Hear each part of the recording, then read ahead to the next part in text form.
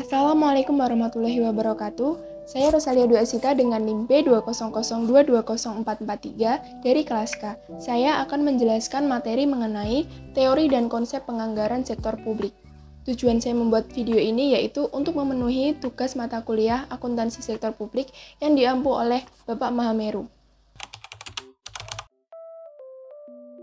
Apapun jenis organisasinya, swasta maupun publik, pasti terkait dengan anggaran. Proses untuk mempersiapkan anggaran disebut juga dengan penganggaran.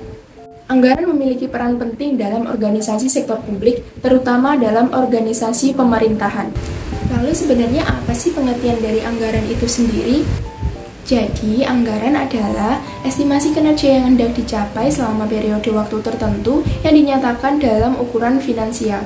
Sedangkan penganggaran yaitu metode atau proses yang digunakan untuk mempersiapkan anggaran itu sendiri. Penganggaran sektor publik berkaitan dengan proses penentuan jumlah alokasi dana untuk suatu program dan aktivitas. Anggaran di dalam akuntansi berada di dalam lingkup akuntansi manajemen. Mardiasmo mengidentifikasi beberapa fungsi anggaran dalam manajemen sektor publik sebagai berikut. Pertama, anggaran sebagai alat perencanaan. Yang kedua, anggaran sebagai alat pengendalian. Ketiga, anggaran sebagai alat kebijakan fiskal. Yang keempat, anggaran sebagai alat politik. Kelima, anggaran sebagai alat koordinasi dan komunikasi. Yang keenam, anggaran sebagai alat penilaian kerja. Yang ketujuh, anggaran sebagai alat motivasi. Dan yang terakhir, anggaran sebagai alat menciptakan ruang publik. Karakteristik anggaran sektor publik. Yang pertama, anggaran dinyatakan dalam suatu keuangan. Yang kedua, anggaran umumnya mencakup jangka waktu tertentu, 1 atau beberapa tahun, jangka pendek, menengah, atau panjang. Yang ketiga, anggaran berisi komitmen atau kesanggupan manajemen untuk mencapai sasaran yang ditetapkan. Yang keempat, usulan anggaran yang telah disetujui oleh pihak berwenang yang lebih tinggi dari penyusun anggaran. Dan yang terakhir, sekali disusun, anggaran hanya dapat diubah dalam kondisi tertentu. Anggaran sektor publik dibuat untuk membantu meningkatkan tingkat kebutuhan fasilitas umum untuk masyarakat agar terjamin secara layak. Anggaran sektor publik memiliki peran penting karena beberapa alasan berikut ini. Yang pertama, anggaran merupakan alat untuk mengarahkan pembangunan sosial ekonomi, menjamin kesinambungan, dan meningkatkan kualitas hidup masyarakat. Yang kedua, anggaran diperlukan karena adanya kebutuhan dan keinginan masyarakat yang tidak terbatas dan terus berkembang, sedangkan sumber dayanya terbatas. Dan yang ketiga, anggaran diperlukan karena untuk meyakinkan bahwa pemerintah telah bertanggung jawab terhadap masyarakat.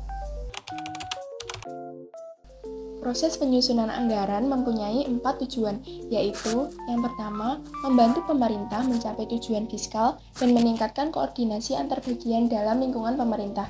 Yang kedua, membantu menciptakan efisiensi dan keadilan dalam menyediakan barang dan jasa publik melalui proses pemprioritasan. Yang ketiga, memungkinkan bagi pemerintah untuk memenuhi prioritas belanja. Dan yang terakhir, meningkatkan transparansi dan pertanggungjawaban pemerintah kepada DPR atau DPRE dan masyarakat luas. Prinsip-prinsip anggaran sektor publik. Yang pertama, otorisasi oleh legislatif. Anggaran publik harus mendapatkan otorisasi dari legislatif terlebih dahulu sebelum eksekutif dapat membelanjakan anggaran tersebut. Yang kedua, komprehensif. Anggaran harus menunjukkan semua penerimaan dan pengeluaran pemerintah. Oleh karena itu, adanya dana non-budgeter pada dasarnya menyalahi prinsip anggaran yang bersifat komprehensif. Yang ketiga, keuntungan anggaran. Semua penerimaan dan belanja pemerintah harus terhimpun dalam dana umum. Yang keempat, non-discretionary appropriation. Jumlah yang disetujui oleh Dewan Legislatif harus termanfaatkan secara ekonomis, efisien, dan efektif. Yang kelima, periodik. Anggaran merupakan suatu proses yang periodik, dapat bersifat tahunan maupun multitahunan. Yang keenam, akurat. Estimasi anggaran hendaknya tidak memasukkan cadangan yang tersembunyi yang dapat dijadikan sebagai kantong-kantong pemborosan dan inefisiensi anggaran pengeluaran. Yang selanjutnya jelas. Anggaran hendaknya sederhana, dapat dipahami masyarakat, dan tidak membingungkan. Dan yang terakhir, diketahui publik. Anggaran harus diinformasikan kepada masyarakat luas. Jenis-jenis anggaran sektor publik ada dua. Yang pertama, anggaran operasional, yaitu digunakan untuk merencanakan kebutuhan sehari-hari dalam menjalankan pemerintahan. Pengeluaran pemerintah yang dapat dikategorikan dalam anggaran operasional yaitu belanja rutin. Anggaran yang kedua yaitu anggaran modal atau investasi, yaitu menunjukkan rencana jangka panjang dan pembelanjaan atas aktiva tetap seperti gedung, peralatan, kendaraan, perabotan, dan sebagainya. Pada dasarnya, pemerintah tidak mempunyai uang yang dimiliki sendiri, sebab seluruhnya adalah milik publik. Tahap dalam siklus penganggaran. Yang pertama, tahap persiapan anggaran atau budget preparation. Pada tahap ini, dilakukan taksiran pengeluaran atas dasar taksiran pendapatan yang tersedia. Yang kedua, tahap ratifikasi anggaran. Tahap ini merupakan tahap yang melibatkan proses politik yang cukup rumit dan cukup berat. Yang ketiga, tahap pelaksanaan anggaran atau budget implementation.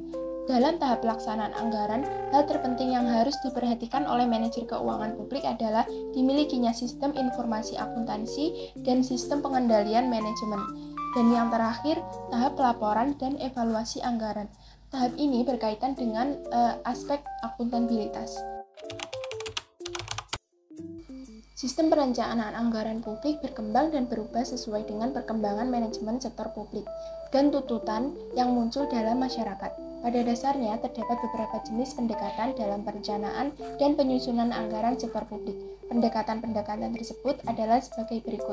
Yang pertama, pendekatan tradisional, dan yang kedua, pendekatan New Public Management yang terdiri dari pendekatan kinerja, pendekatan penganggaran program, pendekatan sistem perencanaan dan penganggaran terpadu atau Planning, Programming, and Budgeting System (PPBS), dan yang terakhir pendekatan anggaran berbasis nol atau Zero Based Budgeting atau ZBB. Pendekatan tradisional. Anggaran tradisional merupakan pendekatan yang banyak digunakan di negara berkembang. Adapun ciri-ciri anggaran dengan pendekatan tradisional yaitu: yang pertama, cara penyusunan anggaran berdasarkan pendekatan incrementalism. Yang kedua, struktur dan susunan anggaran yang bersifat line stem. Yang ketiga, cenderung sentralistis. Yang keempat, bersifat spesifikasi. Yang kelima, tahunan. Dan yang terakhir, menggunakan prinsip-prinsip anggaran bruto. Pendekatan New Public Management. Pendekatan ini berfokus pada manajemen sektor publik yang berorientasi pada kinerja, bukan pada kebijakan. Fokus manajemen berbasis kinerja adalah pengukuran kinerja organisasi sektor publik yang berorientasi pada pengukuran outcome atau hasil, bukan lagi sekedar pengukuran input atau output saja.